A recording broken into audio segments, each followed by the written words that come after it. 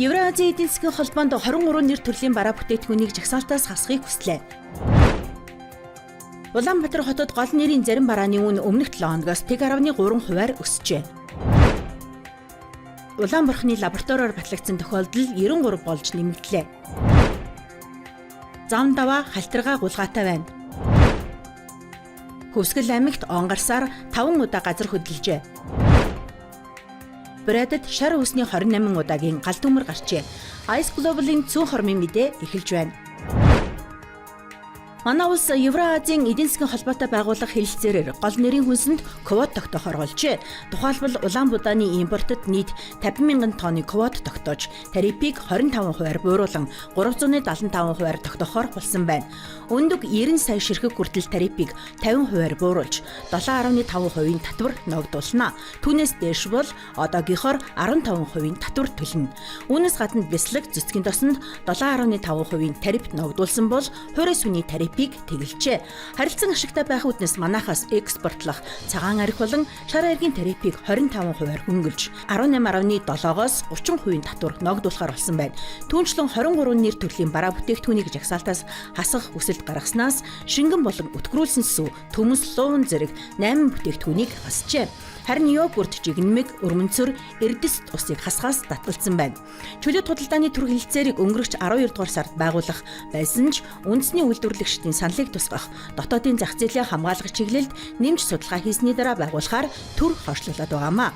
Нэмж мэдээлэхэд Евразийн эдийн засгийн холбоо гэдэгт Оросын холбооны улс, Казахстан, Беларусь, Армени, Кыргызстан гэсэн 5 улс хамтран оролцдог юм а. Улаанбаатар хотод энэ сарын 24-ний байдлаар гол нэрийн зарим барааны үн өмнөх сараас 1.7%, өмнөх 7 хоногоос 1.3%-аар тус өссөн байна. Тодорхойлбол хоньны яста мах 1 кг нь 17,263 төгрөг болж 58 төгрөгөөр, ямааны мах 11,831 төгрөг болж 778 төгрөгөөр, 1-р зэргийн гурил 2,220 төгрөг болж 1 төгрөгөөр, 1 литр шинсүү 4,782 төгрөг болж 8 төгрөгөөр тус нэмэгдсэн бол үхрийн ястаа мах 1 кг нь 19,887 төгрөг болж 44 төгрөгөөр, 1 кг импортын бөөрөнхий сонгон 3,666 төгрөг болж 13 төгрөгөөр тус буурчээ. Харин орон нутагт хонь, үхэр, ямааны махны үн 1.5-аас 1.9%-аар, 1-р зэргийн гурил 1.2%-аар, бодол өсний үн 2.5%-аар тус өссөн бол шингэн сүү, элсэн чихэр, цагаан будаа, дизель түлшний үн буурсан байна. Өнөөдрийн байдлаар бодол өс 9,650 төгрөгийн үнэтэй байна.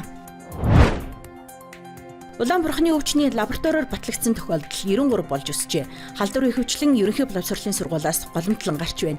Иймд багш сурагчид халдвараас сэргийлэхийн тулд өгөвчний эсрэг вакцинд бүрэн хамрагдсан эсгээ шалгаж, бүрэн хамрагдаагүй бол нөхөн хамрагдаж, өөрийгөө болон бусдыг хамгаалахыг зөвлөлөө.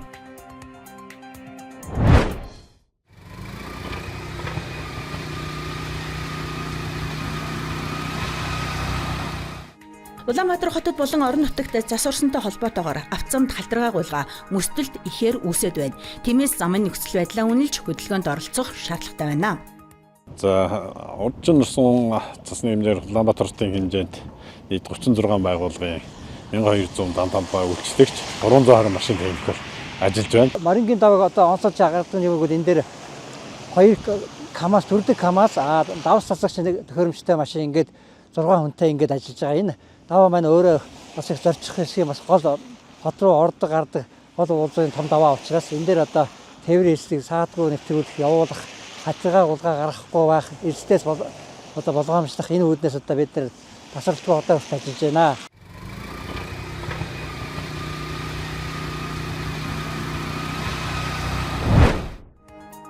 Он гарсаар Хөвсгөл аймагт нийт 5 удаа газар хөдлөжээ. Тодорхойлбол 1-р сард 4 удаа хөдлснөөс 3-нд Досон Цэнгэл суманд 3.6 магнитууд, 9-нд Улаан уул суманд 4 магнитууд, 12-нд Ханх суманд 4.3 магнитууд, 17-нд Ханх суманд 3.8 магнитуудын хүчтэй тус газар хөдлөжээ.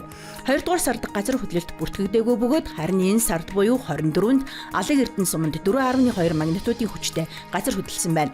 Хүмүүст чичирхийлэл хүчтэй мэдрэгдэж, цэцэрлэгийн 2 давхар угсармал блокн байшингийн 1-2 дугаар давхрын хан болон цонхонд цуурал өгсөн байна. Холбогдох байгууллагуудаас шалгалт хийж, цэцэрлэг болон сумын соёлын төвийн барилгын үндсэн хийц бүтцэд өөрчлөлтгүй хялгсан хагарал үүссэн гэсэн дүгнэлт гарчээ. Бурэдд 3 дугаар сар гарсаар 28 удаагийн өнжмөл шар өвсний гал төмөр бүртгэгджээ. Бүх төмөр сарын дундаас гарсан байна. Дулааны улирал эхлэнгүүд өнжмөл шар өвс дартай торох болж хувирдаг. Өчүүхэн төдий очноос оймод байшин барилга цаашлаад хүний амь насанд аюул занал хийсэн том хэмжээний төмөр гарахад хүргэдэг гэж Оросын холбооны улсын онцгой байдлын яамны Бурэдийг хариуцсан ерөнхий газраас анхааруулж байна. Тиймээс оймод ногоон байгууламж, цэцэрлэг талбайн ойролцоох хуурай өвс хог аядлаас ангижрах, тамхины иш болон бусад шатамхай хог хаягдлыг зөв хаях, шүдэнс болон бусад галын их үүсвэрийг хүүхдээс хол байлгах зэрэг галын аюулгүй байдлын энгийн дүрмийг хүмүүс санаж байхыг уриаллаа. Ice Global-ийн цөөн хормын мэдээ байла. Ажлын амжилт хүсье.